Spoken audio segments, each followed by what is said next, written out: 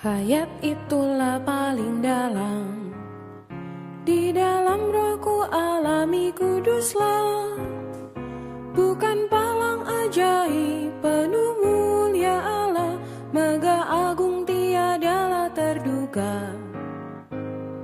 Hayat ini Allah sang kekal, ditampilkan Yesus anak manusia.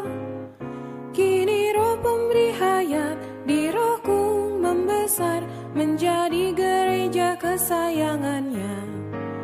Mengalir Tuhan, marilah untuk ini makna hidup kita, dan masukmu di batin kita. Palingkan ya Tuhan, demi hayat Engkau kan beroleh gereja rumah idaman. Di gereja kita pada paham, di dalam kita hayat limpah ruah. Sejahtera di lubuk, bukan ronta luar, tergenang menjadi sungai meluap. Seluruh kaum saleh serempak, nuntut nikmat pegang hayat nan kaya. Barang selain Tuhan buang ke belakang, hingga gereja penuh hayat Allah. Mengalir Tuhan, marilah untuk ini makna hidup kita, dan masukmu di batin kita. Palingkan ya Tuhan, demi hayat Engkau kan beroleh gereja rumah idaman. Tuhan mohon palingkan hamba, hidupku berdasarkan Kau belaka. Lepas konsep yang lama, mutlak ikut hayat, beri kurnia agar berpaling kian mantap. Dalam roh nikmati sentosa, insan batin kian baru tiap saat. Di lubukku semayam Tuhanku, marilah moga hadirmu mengitari hamba. Mengalir Tuhan, marilah untuk ini makna hidup kita, dan masukmu di batin kita. Palingkan ya Tuhan, demi hayat Engkau kan beroleh gereja rumah idaman. Makna sejati penyangkalan diri. Doa. Aba Bapa, di dalam nama anakmu kami datang ke hadapanmu. Kami bersyukur kepadamu karena tahtamu adalah tahta kasih karunia, dilingkari pelangi. Melalui darah anakmu bersandar namanya. Setiap saat kami boleh datang ke hadapan tahta ini untuk mendapatkan belas kasihan, mendapatkan kasih karunia, menjadi bantuan kami pada waktunya. Hari ini kami sekelompok orang yang ada di hadapanmu benar-benar adalah orang yang menerima berkat yang besar, karena Engkau telah memberikan hidup yang kekal itu kepada kami, dan hidup yang mustika ini telah menentukan masa depan kekal kami. Setiap kali kami teringat akan berkat bahagia ini, kami benar-benar tidak tahu harus dengan perkataan apa menyatakan perasaan yang ada di dalam kami. Kami hanya dapat dari dalam lubuk batin berkata, Bapa, syukur kepadamu, kami memujimu, karena berkat yang Kau berikan kepada kami jauh melampaui segala benda dan perkara yang ada di bumi ini. Bapa, kami masih mohon, kiranya Engkau memelihara gerejamu di bumi ini. Seringkali anak-anakmu masih lemah, gagal, jatuh, masih banyak yang tidak bisa menjangkau isi hatimu. Perlu Engkau setiap saat menunjang dengan kekuatan kehidupanmu. Kami juga bersyukur kepadamu, karena Engkau memelihara anak-anakmu seperti ibu yang memperhatikan anaknya. Kalaupun ibu di bumi ini bisa melupakan anaknya, Engkau selama-lamanya tidak melupakan kami. Kami masih menyerahkan firman-Mu pada hari ini ke dalam tangan-Mu. Semoga orang-orang yang bisa menerimanya bisa dengan rendah hati di hadapan-Mu menerima faidah yang real, bahkan dengan real pula melaksanakannya. Ya Allah, firman ada di tangan-Mu, kehidupan juga ada di tangan-Mu. Kiranya Engkau Sang Kaya Limpah itu mau menyingkapkan kelimpahan-Mu yang kekal itu melalui firman-Mu, menggarapkannya ke dalam batin manusia, sehingga manusia mendapatkan faedah yang sejati. Bapa, kami mengakui kami sebagai hamba-Mu tidak bisa berbuat apa-apa. Semuanya perlu Engkau yang bekerja. Yang berdiri di hadapan-Mu hanyalah satu bejana, satu saluran. Kiranya Engkau membersihkan dan menuang, sehingga Engkau mau melaluinya mengalir mencapai orang. Bapa, kami masih mohon Engkau membelenggu si musuh, tidak membiarkan iblis melakukan pengacauan. Mohon Engkau menarik kembali setiap pikiran yang berkelana, sehingga pikiran kami hanya tertuju kepadamu. Bapa, batasilah kami, demi nama Tuhan Yesus. Amin. Kejadian pasal 3 ayat 1 sampai dengan 6. Adapun ular ialah yang paling cerdik dari segala binatang di darat yang dijadikan oleh Tuhan Allah. Ular itu berkata kepada perempuan itu, "Tentulah Allah berfirman, semua pohon dalam taman ini jangan kamu makan buahnya, bukan?" Lalu sahut perempuan itu kepada ular itu, "Buah pohon-pohonan dalam taman ini boleh kami makan, tetapi tentang buah pohon yang ada di tengah-tengah taman, Allah berfirman, jangan kamu makan ataupun raba buah itu, nanti kamu mati."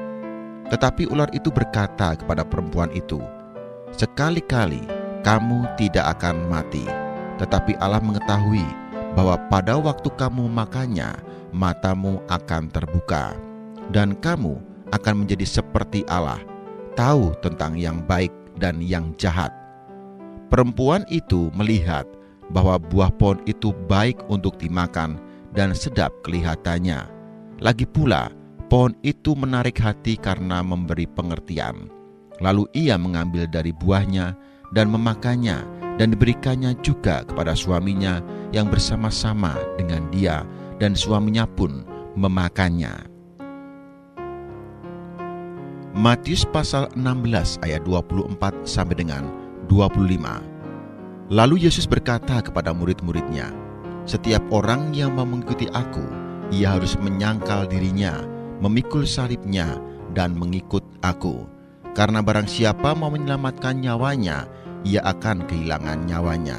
Tetapi barang siapa kehilangan nyawanya karena aku, ia akan memperolehnya." Yohanes pasal 12 ayat 25 sampai dengan 26. Barang siapa mencintai nyawanya, ia akan kehilangan nyawanya. Tetapi barang siapa tidak mencintai nyawanya di dunia ini, ia akan memeliharanya untuk hidup yang kekal. Barang siapa melayani aku, ia harus mengikuti aku, dan di mana aku berada, di situ pun pelayananku akan berada. Barang siapa melayani aku, ia akan dihormati Bapa. Kolose pasal 3 ayat 2. Pikirkanlah perkara yang di atas, bukan yang di bumi. Roma pasal 8 ayat 5. Sebab mereka yang hidup menurut daging memikirkan hal-hal yang dari daging, mereka yang hidup menurut roh memikirkan hal-hal yang dari roh. Terlebih dahulu saya ingin menyampaikan beberapa perkataan. Bagi saudara-saudari yang baru beroleh selamat atau saudara-saudari remaja, mungkin ada perkataan yang saat ini tidak bisa kalian mengerti. Untuk itu, harap di satu pihak kalian menaruh diri kalian di tangan Allah. Dengan takut dan gentar, mohon Allah memperbarui pikiran. Di pihak lain, juga mohon saudara-saudari berdoa untuk firman yang akan dilepaskan kali ini. Mohon Tuhan dengan limpahnya memberikan terang dalam firman-Nya, sehingga apa yang saya pahami dan apa yang saya alami bisa saya utarakan kepada kalian. Kalau tidak, seperti seorang saudara berkata, meskipun firman telah diberitakan, tetapi barang itu masih belum terbebaskan, sehingga masih perlu diberitakan sekali lagi pada kesempatan lain. Kami tidak ingin demikian. Karena itu, jika pengertian kita atau kemampuan kita tidak mencukupi, kita harus tenang diam di hadapan Allah, mohon belas kasihan Allah. Makna sejati penyangkalan diri. Matius pasal 16 ayat 24 sampai dengan 25 mengatakan, lalu Yesus berkata kepada murid-muridnya, setiap orang yang mau mengikut aku, ia harus menyangkal dirinya, memikul salibnya, dan mengikut aku. Karena barang siapa mau menyelamatkan nyawanya, ia akan kehilangan nyawanya. Tetapi barang siapa kehilangan nyawanya karena aku, ia akan memperolehnya. Saudara-saudari, saya ingin bertanya, apakah sebenarnya menyangkal diri itu? Mungkin ada saudara-saudari yang di hadapan Allah telah nampak hal ini. Namun hari ini, saya ingin berdasarkan apa yang Tuhan nampakkan kepada saya dengan dua aspek perkataan mempersekutukan hal ini. Aspek pertama adalah seperti yang dikatakan oleh kebanyakan orang. Aspek kedua adalah berdasarkan apa yang telah saya pelajari, apa yang benar-benar telah saya nampak di dalam saya. Menurut pemahaman kebanyakan orang, ketika seseorang berkata bahwa saudara Anu atau saudari Anu menyangkal diri, selalu dikaitkan bagaimana mereka rela menyerahkan atau mengorbankan benda-benda material mereka, seperti pakaian, harta benda, dan lain-lainnya, untuk membantu orang lain, memberikannya kepada orang lain. Memang, di dalam penyangkalan diri terdapat unsur pengorbanan barang-barang itu, tetapi pengorbanan barang-barang itu belum tentu benar-benar berarti menyangkal diri.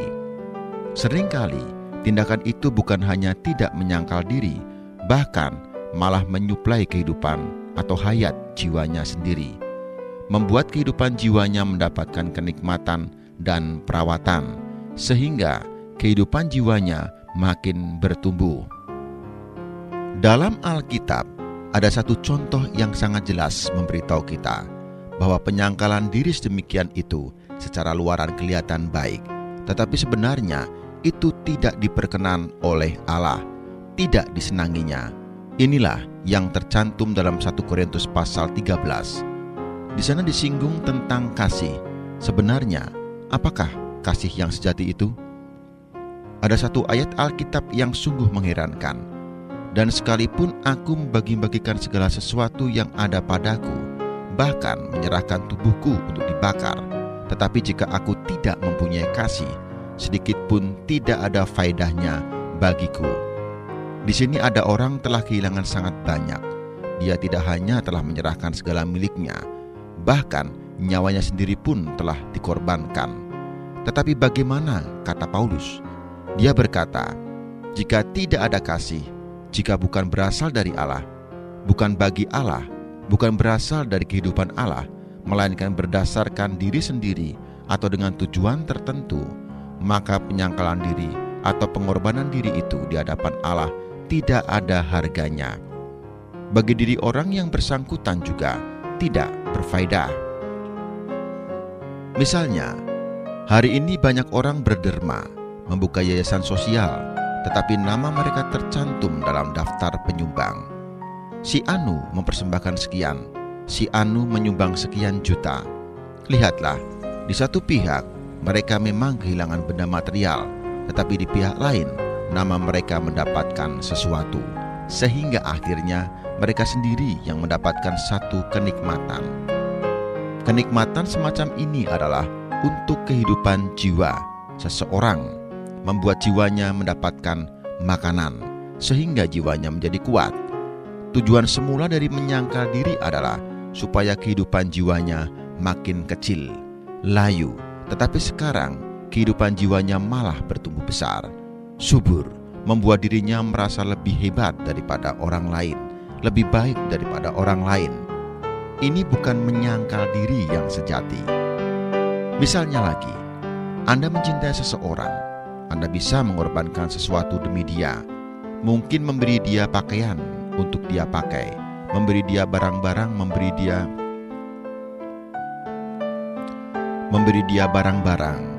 dia rumah untuk tinggal. Tetapi pengorbanan Anda ini bukan khusus untuk Allah, melainkan Anda mengharapkan di atas orang ini Anda bisa mendapatkan satu balasan yang baik. Anda mengharapkan dia membalas kasih Anda. Kalau suatu hari orang itu tidak mengasihi Anda akan segera menghentikan pemberian Anda itu. Lihatlah, pengorbanan ini adalah mempunyai satu tujuan yang di luar Allah. Anda mengharapkan sesuatu dari sasaran kasih Anda. Hari ini, Anda memberi dia. Anda berharap kelak dia memberi kepada Anda. Renungkanlah, bukankah ini adalah melakukan sesuatu untuk diri sendiri? Bagaimana ini bisa disebut menyangkal diri? Oh, contoh-contoh semacam ini benar-benar tidak patut dicatat. Dalam Matius pasal 16, Tuhan memberitahu kita 3 perkara ini, yakni tentang penyangkalan diri, memikul salib, dan mengikuti Tuhan. Terlebih dahulu, mari kita melihat apakah yang disebut menyangkal diri. Kita telah melihat bahwa apa yang disebut mengorbankan benda material itu belum tentu benar-benar berarti menyangkal diri. Penyangkalan diri yang sejati adalah masalah yang di dalam, yang berasal dari Allah. Walaupun seringkali kejadian itu juga mencakup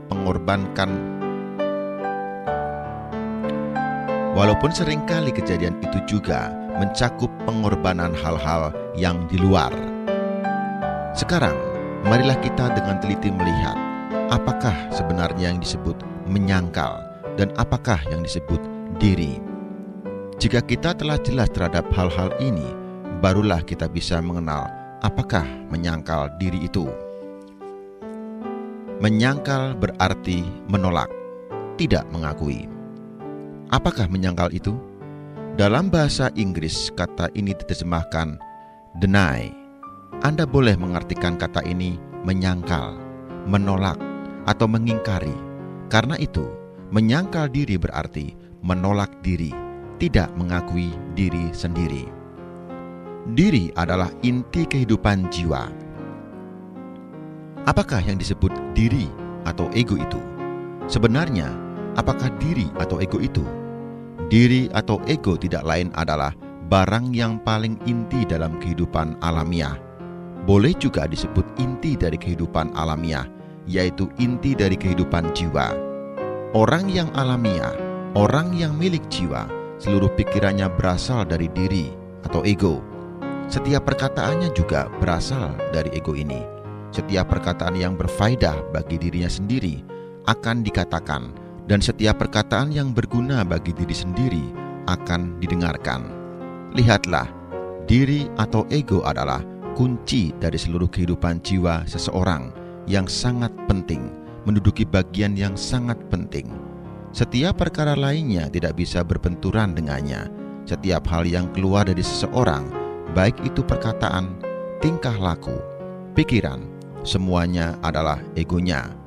Jarang sekali dia mau meletakkan diri sendiri karena orang lain, atau dia mau berdiri dan berbicara bagi orang lain. Karena itu, diri atau ego adalah bagian terpenting dari kehidupan jiwa. Ego adalah titik tolak kehidupan jiwa. Orang yang jiwani, baik ia berbicara atau melakukan sesuatu, selalu bertitik tolak dari diri sendiri, bagi diri sendiri, dan segalanya adalah untuk faedah dirinya sendiri. Itulah sebabnya saya memberinya satu sebutan. Ego adalah inti dari kehidupan alamiah. Penyangkalan diri yang sejati tidak bisa dicapai oleh orang biasa, hanya bisa dicapai dengan membiarkan kehidupan Allah bekerja di dalam manusia.